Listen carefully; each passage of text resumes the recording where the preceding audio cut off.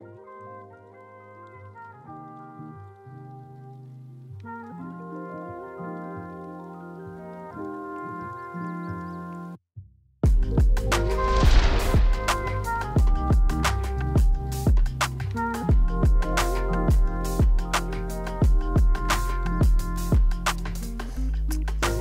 bah voilà, on commence à monter en gamme un peu là.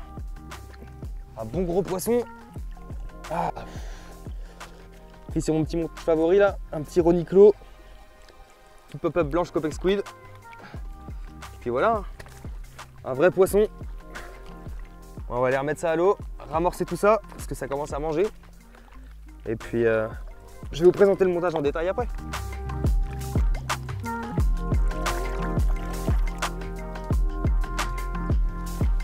Donc là on est sur un plan d'eau de un bon 180 hectares. Hein. On est sur un lac de plaine, donc là l'approche, il n'y a pas beaucoup de spots. Hein. Donc là c'est sur un... J'ai pris un poste central, uniquement en pêche de jour. Et du coup la stratégie c'est d'amorcer vraiment assez large, plein de bouillettes de différents diamètres. Et puis poser les montages en périphérie pour commencer, et après en fonction si ça rentre sur le spot ou pas, on bouge les cannes, on les rentre à l'intérieur, enfin c'est pas au mètre près quoi. Du coup sur l'approche que j'utilise sur un amorçage à la bouillette pure, j'aime bien utiliser les Roniclo. Je trouve que c'est une présentation parfaite pour les pop-up, ainsi que les danses aussi également. Du coup voilà, je vais vous le présenter en détail. Donc, du coup je vais vous présenter le montage, le Roniclo que j'utilise sur ce type de pêche. Donc pour commencer, un clos taille 5 avec des pop-up de 15, je trouve que c'est l'idéal, la taille idéale. Ensuite, pourquoi le clos?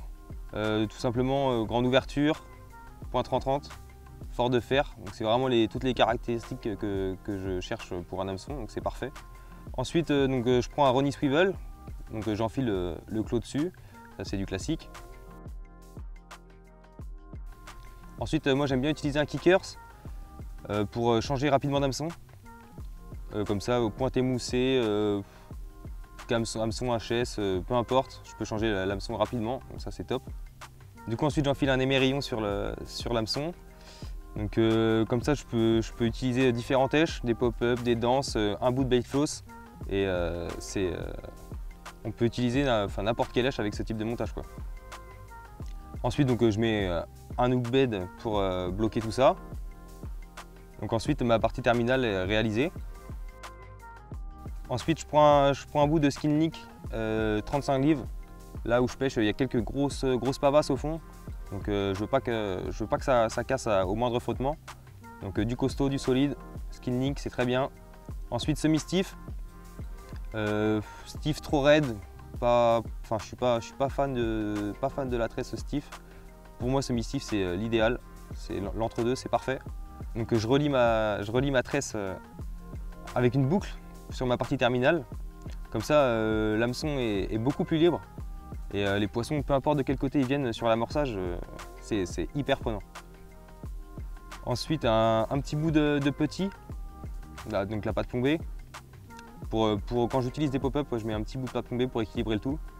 Sinon c'est pas forcément, on n'en a pas forcément besoin si on utilise avec des éches denses.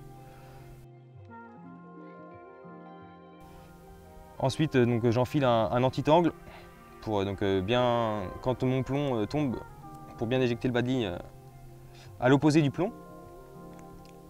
Et puis une boucle pour finir, et puis on enfile ça sur les mérillons, et puis c'est prêt à lancer.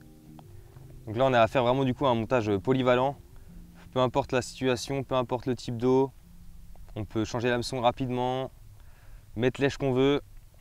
C'est vraiment le montage idéal et le montage tout terrain.